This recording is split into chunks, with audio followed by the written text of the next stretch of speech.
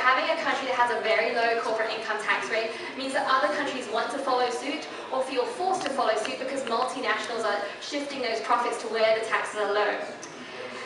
And another challenge, though, is that when we look at what corporate income tax rates are available, we generally see the statutory rates. The OECD has a list of these, the KPMGs of the world report these, our governments report these. They say in our tax code, corporate income tax is 30%, 25%. But what we are trying to find out, actually, companies can make use of loopholes, tax incentives, all sorts of practices that actually reduce their corporate income tax rate available in the country. So we set out to assess, actually, what is the lowest corporate income tax rate a company could access in your country? So we start with the statutory rate, so say 30%, and then we correct for any adjustments to tax rate that you may be given based on business size, or any tax incentives, or special provisions depending on the state or region you're in. And what we find is that many countries, and I'm going to show you in the next slide, say that their corporate income tax rate is here, but the actual one that companies can access is far lower, and this is a problem because this exacerbates the race to the bottom. And then in this, we also tried to assess what is the highest corporate income tax rate anywhere in the world. So we found this to be 35%, including capital gains tax, in Brazil, India, and France. So we argue that any tax rate that is below 35% is potentially causing a spillover risk, is potentially causing a risk to the race to the bottom. So we compare and we came up with some conclusions around how much countries are contributing to the race to the bottom. So if we look at this chart, this shows the lowest available corporate income tax rates across the top 10 most corrosive corporate tax havens that I talked about earlier. So as you can see, the discrepancy is huge.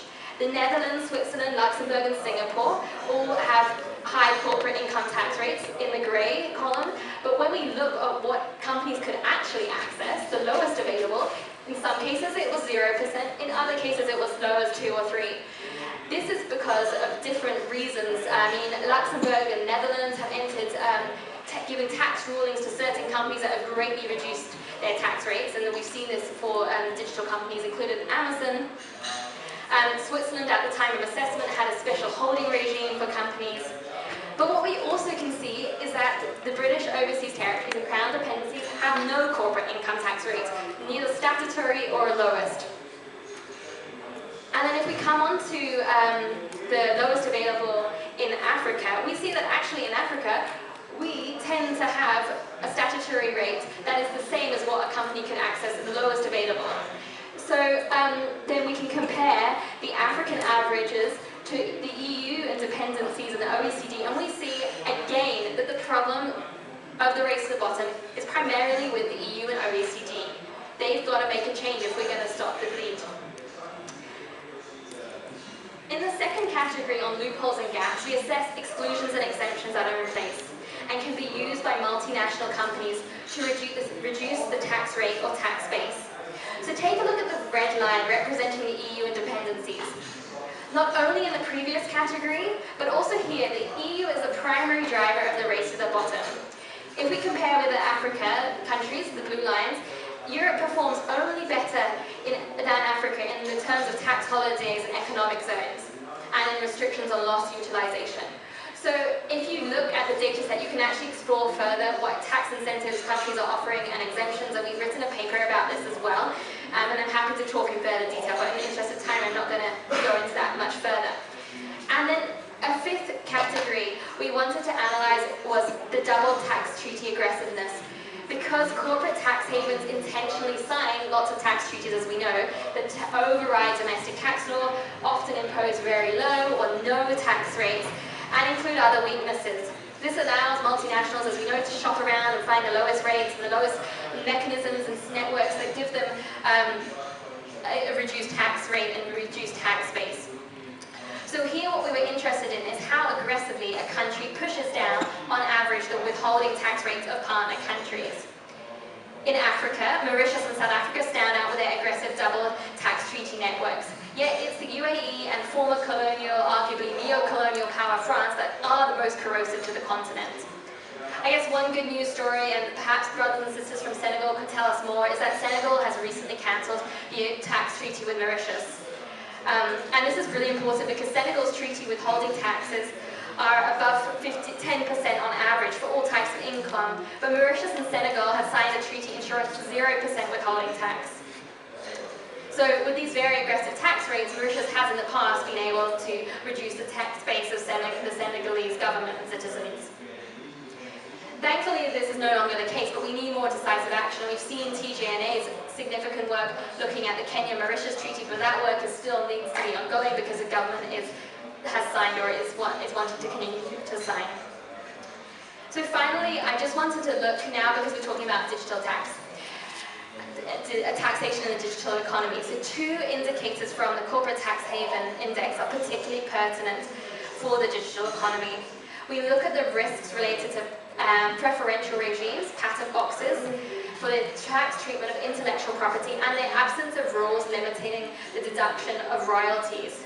So as we know, like the digital businesses rely on intangible assets, especially on intellectual property assets.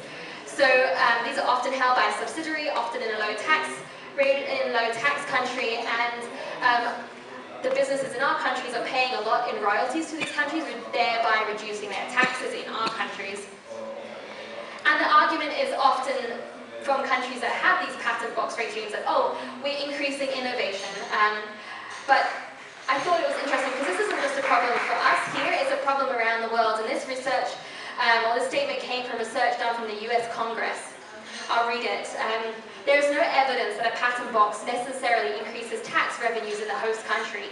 Rather, countries that adopt a patent box may find that the added revenue from a new patenting activity is eclipsed by the loss of revenue from the reduced tax rates for patent income. As more countries adopt a patent box, the risk grows of an intergovernment tax competition triggering a race to the bottom of the ladder of effective tax rates on patent income. Patent boxes have had little impact on innovative activity in host countries in the absence of local development requirements. So let's take a look what's happening on the continent. As you can see, the majority of countries that we assess don't have patent box regimes. But Mauritius, the Seychelles, and Botswana have these in place. But again, if we look at what's happening in the EU and OECD, the responsibility lies more with them because they have regimes and a greater risk to the race to the bottom. Even the OECD has some rules, they call the nexus requirements, that are trying to tighten up this to reduce the risk to profit shifting and tax abuse. But we would argue that these are not enough and they could just become a box ticking exercise if we're not careful. And finally, on the digital economy, as we can see, well, royalties are, maybe to just explain, are the payments that are made from our companies in our countries to those companies that hold the intellectual property rights.